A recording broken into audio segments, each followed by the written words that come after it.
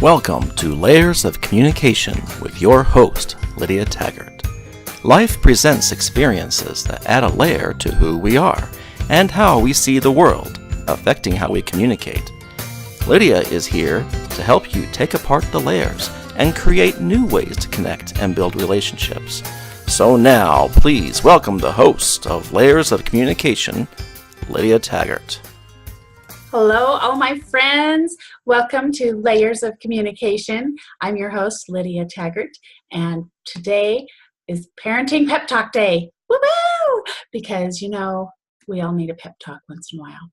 We just do. So, here we go. First, of course, we got to start with the story, because that's the way we like to do it.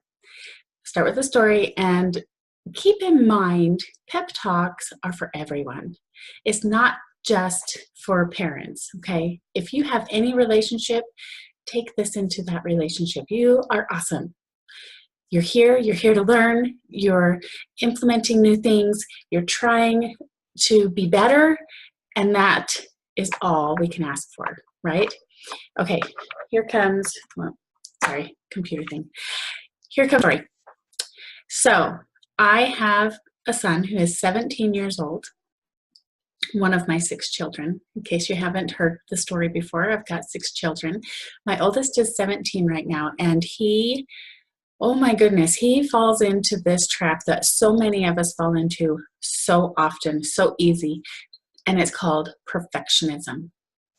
And when we start thinking that we have to be perfect, then sometimes we kind of shut down. I'll use my son as an example for this and what we've done to help overcome it. So, and just so you know, he takes after his mother. So, if it's hard and he knows that it's going to maybe not be perfect, if there's something that he wants to do, he will just not do it, because it's better to not do it at all than to know you can't be good at it. And I see this in so many of us, including myself, right? We come up against a challenge.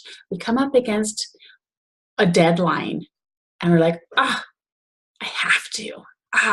And it gets all ugly and crunchy feeling, and we don't like it because it's going to be hard to do. It might not be perfect. It might not even be really very close to what we think it's going to end up like in our dream, like our vision of it. It could be so far from perfect. And so for my son, he shuts down. He hides, he ignores it, and it's really easy to see this in other people, but I also can see it in myself. So let's take a look at that too. And we have all of these layers layering on to who we are as our experiences. It's not our identity. Remember that. Our experiences add to who we are. It's not our identity. It's not who you are. You don't have to stay in that perfectionism level or layer. And so my son, this last weekend, had some things he was supposed to do, he wanted to do, but my husband and I went out of town and left him to his own devices.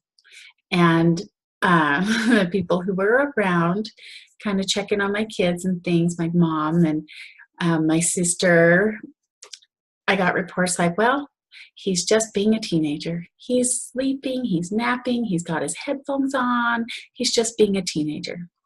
Little did they know, he was in such turmoil inside and just stressing over all the stuff that he thought he needed to do, couldn't be perfect, didn't even try, because it's easier to ignore it than to go forth and confront it. We don't like confrontation, right? Well, I know one person who does. My other son, complete opposite. Loves confrontation. We take those personality quizzes and things that everybody else in the family is, oh, you're the peacemaker. Oh, you're this, you're that. And this one boy, my 16-year-old, he stirs the pot. He's like, his personality profile says, you love to cause trouble just to see what will happen. And he's like, yep, that's right. oh yeah, let's cause some trouble, see what happens. And he keeps it exciting. We'll just say that. But in this perfectionism world, let's get back on task here, right? It's so easy to be distracted and avoid what we're trying to deal with, this perfectionism. And we can remember, we're human. They're human. I'm human. We're all human. And that means we're not going to be perfect. We can't be perfect. It's impossible for us to achieve perfection in the human realm. It just can't happen. We want it to happen. We strive for improvement, consistent improvement. We're never going to be perfect in everything. There's always going to be someone who is, not impressed. Let's just say not impressed with your efforts. You can't please everyone. You got to choose what we're going to do. Go after that one goal. So this is my value. This is my goal. This is what I want. And some people will support you and some people will not. And we're just going to have to be okay with that. So as parenting pep talk, remember they're human. They're growing. You are doing fantastic. You are doing so much better than you think you are. You're there. You're a parent. That is amazing. If you're a guardian, even amazing, more amazing. To step in and take care of someone is awesome. Just to care about them and to think about them. So while we were gone out of town this weekend, I got messages from my 16-year-old, and he was kind of complaining about whatever, right? Life's not perfect for him while mom's away. And he would send me a message, and I would say, well, all I can do is pray for you. I'll pray for you. And I'm far away. I can't fix it. I can't even try to fix it. I can't do anything. I'm not there. And he knew that I wasn't there, right? He's like, okay, mom's on my side. Even at a distance, when you can't really do anything, if all you can do is pray for your children, it makes a difference. You're doing your best. You're doing what you can. You're thinking of them. You're hoping life gets easier for them and still letting them learn from their own experiences. And that's wonderful. You're doing a great job. These children are sent to us as our children. They're sent to you as yours. That is the most important thing ever. We're here for a purpose, on purpose, and these children are sent to you for you to take care of. And whatever else comes up, know you are the one who is there for them, because you're the perfect one to help them, to teach them, to give them examples, to show them what not to do by your examples. Everything that you do is going to turn out better than you think. It always does. It always does. If you get through one more day, check it off the to-do list. Yes, you did it. You were there for one more day. Good job. Now, my son, who was complaining to me in the text, he kept saying, I told you this was a bad idea, Mom. And this is where my mistake was. I was like, you're right. But I made a mistake. We're human. And if we can teach our children that it's okay to be human, it's okay to make a mistake, and strive for being better, but know that perfectionism is just out of our reach as humans. Everything's cool. Everything gets better. And when we admit it, it's not showing our weakness. It is such a strength to say, you're right, I made a mistake. Especially to our children, when they are able to take a look at that and go, oh, this is the example my parents set for me.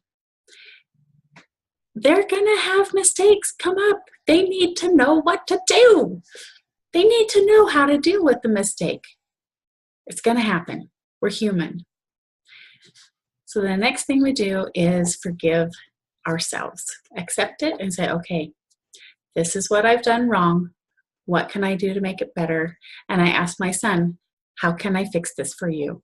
I'm far, far away. I'm not there. I know you have issues. What can I do to help you? And when I got home, he said, okay, Mom, you said that I should come up with some ideas of what I can do or what you can do. And he gave me this list. And you know what he said? Be proactive. Don't just let things happen. He said, you need to be proactive. And he's so right. We can learn from our kids and having these conversations just as much as they can learn from us, being the parent, being the adult, showing them what to do. And that's our goal, isn't it? To have them grow up and be self-sustaining, self-motivating, self-regulating adults. We want them to be themselves. We're not going to be there for them all the time. Life doesn't go on forever and ever and ever. There will be a time that we're going to be away. And that's why I love having these short little times away from my kids where they can trust themselves, come to trust their own abilities, that they can do awesome things, even if Mom's not there, because Mom might not always be there. And we can be there for them to support them from a distance. All right, remember, you are so amazing. You're doing better than you think. I promise, everything that you think is so horrible, it's not all that horrible. You're doing way better than you think. These kids, even if they're troubled and they're having problems, you are the perfect one to be in the perfect place for them as their guardian, as their person to care for and love them.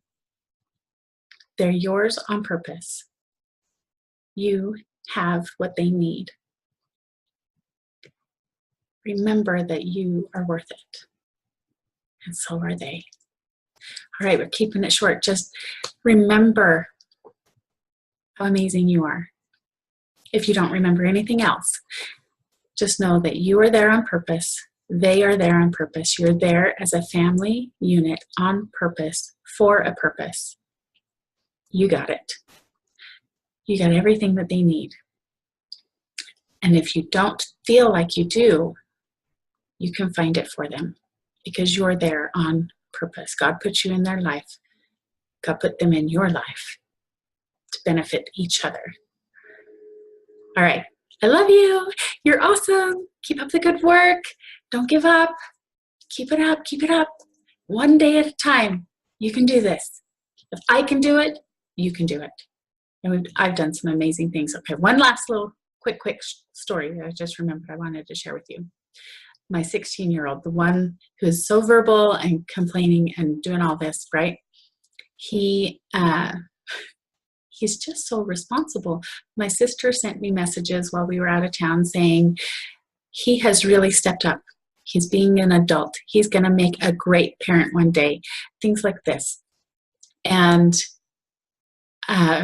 not too long ago, a couple weeks ago, I have people ask me, how do you do it with 6 kids and quadruplets? How do you do it? How did you do it? And I have various answers, but one of them has always been, they make it easy for me because they're good kids. And one of my friends, I was visiting with her a couple weeks ago, and she said, remember how that one child of yours, I remember once at church you were talking about how he's just your nemesis and he just makes everything so hard. And now look at him. And just last night I needed a pep talk, right? And my husband says, well, why don't you take this one boy who's 16 and use him as your example that you are doing good things. I'm like, wow. He came from being my nemesis to being just awesome. So awesome. And we can do that. They can do that. We give them some time, give them some patience and love, and don't give up. Know that you are doing your best, and so are they. Give them the benefit of the doubt that they are doing their best too. And I'll talk to you more later. If you would like more information and more pep talks and more steps on how to create this kind of open communication with your children, you can go to lydiataggart.com or taggarttrainings.com or layersofcommunication.com. And you will find some tools there that can help you. And also, if you're interested in some personal coaching, we can set that up for you too. I'll talk to you later. Have a great one. You are worth it, and so are they.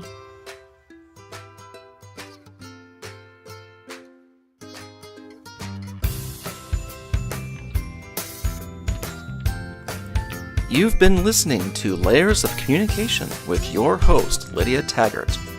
Tune in next week as we discover the layers in order to communicate and connect down to your core on Lydia Taggart's Layers of Communication.